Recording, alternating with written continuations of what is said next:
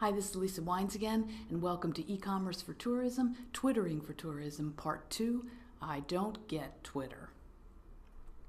So, I don't get it. I've said it, you've probably said it, people are still saying it. I love this picture of the ice cream, and underneath it says, at the start, critics of Twitter often said, Twitter is fun, but it's not useful.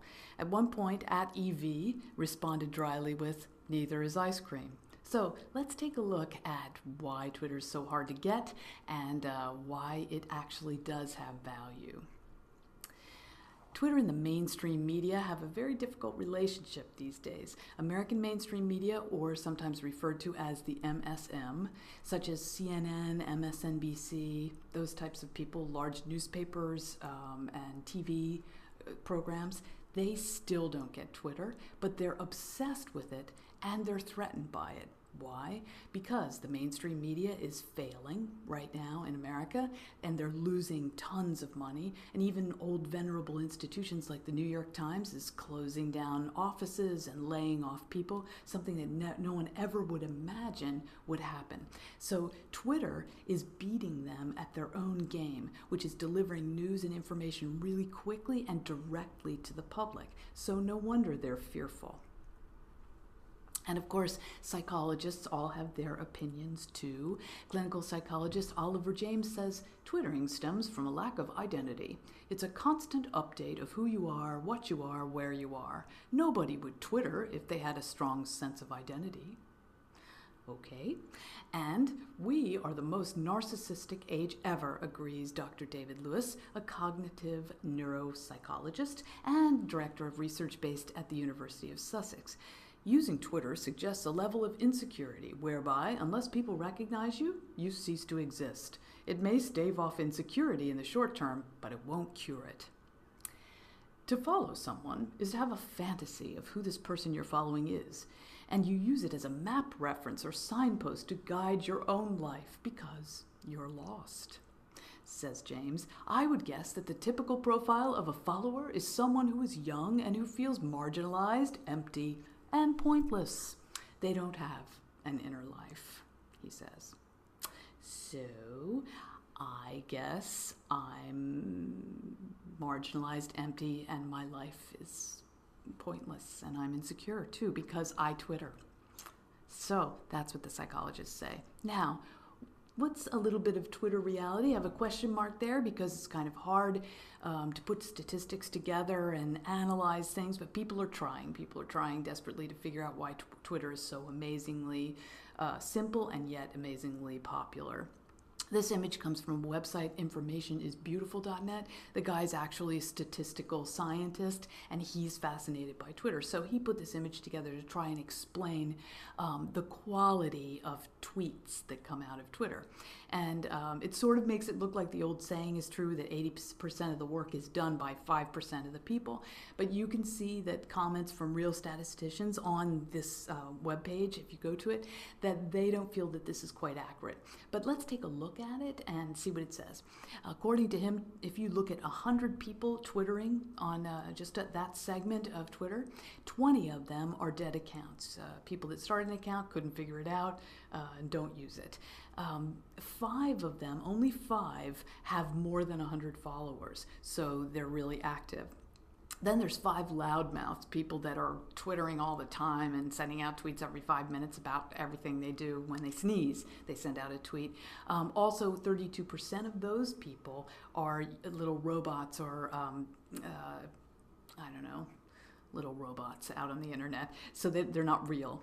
Then there's 50 of them, 50% of those 100 people, they're just lazy. They kind of tweet here and kind of tweet there.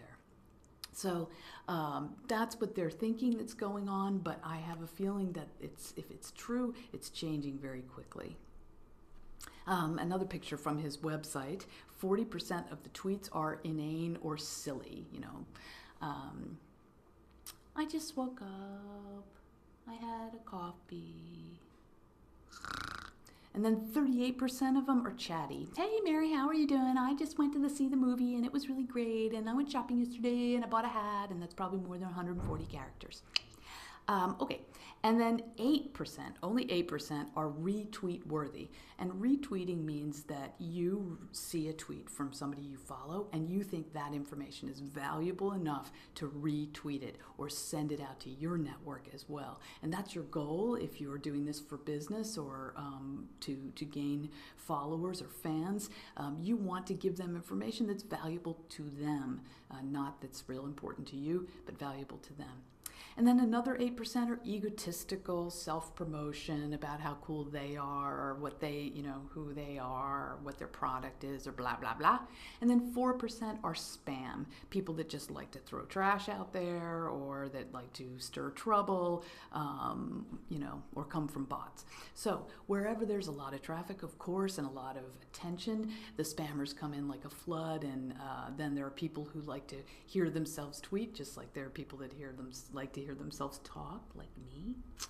And even though they have no idea what they're saying, but that's not really true about me.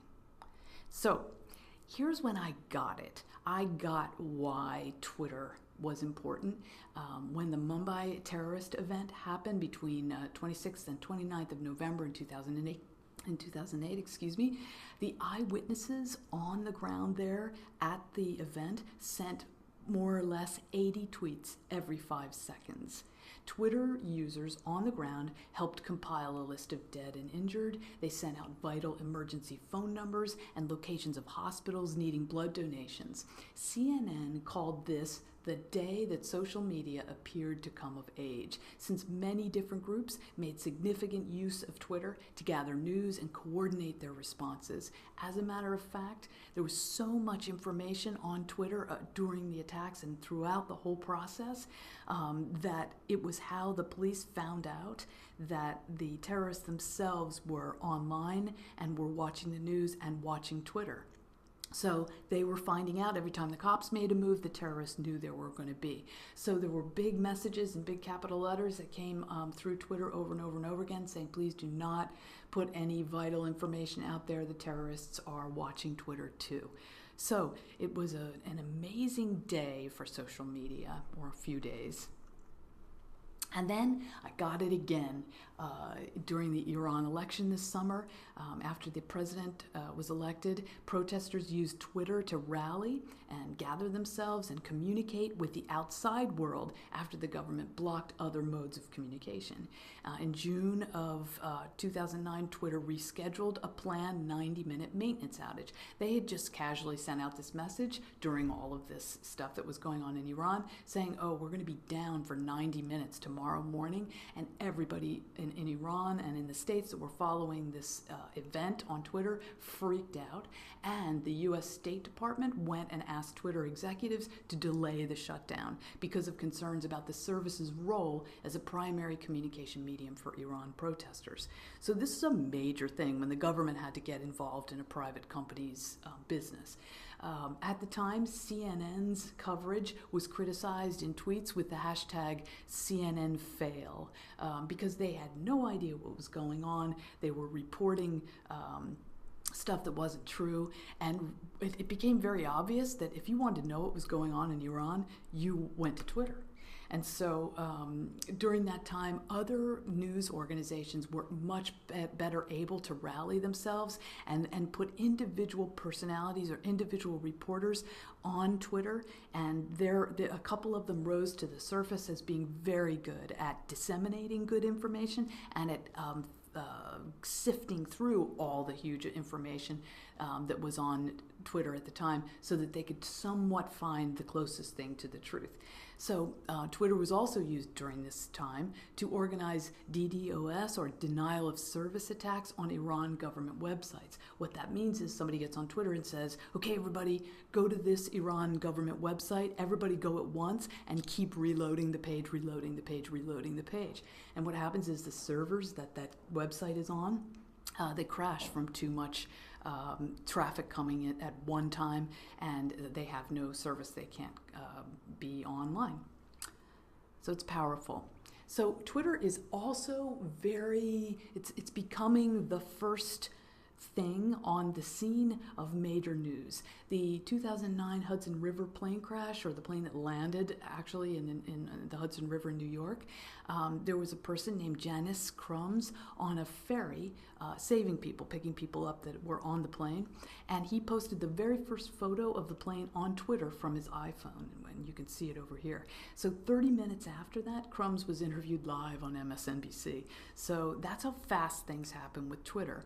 Peter Hirschberg in January 2009 said, "For proof of Twitter's real-time search capabilities, all you need to do is look back at last week's plane crash in the Hudson to see where the news initially broke. People were talking about the event for several minutes on Twitter before the first mentions of it on Google News or any major media site for that matter." So it's powerful, and you can now see even more why major news companies are threatened by Twitter.